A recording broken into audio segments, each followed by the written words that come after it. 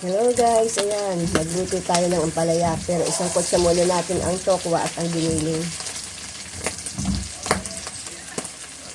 Tumatalabsik na.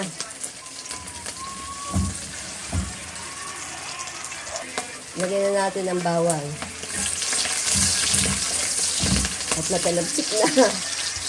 Lagyan na natin ang sibuyas at ang kamatis. Pagsabayin na natin.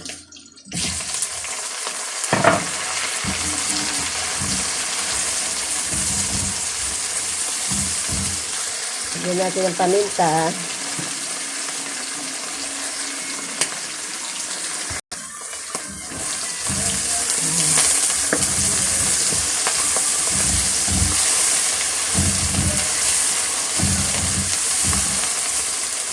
Lagyan na natin ang ampalaya.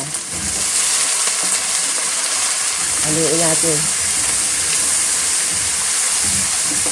Hindi ako maglalagay ng itlog.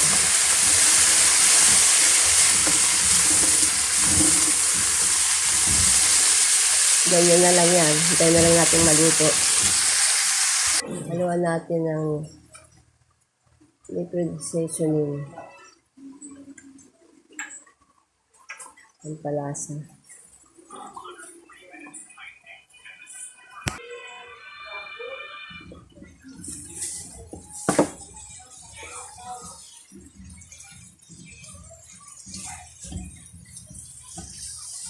Ayan guys.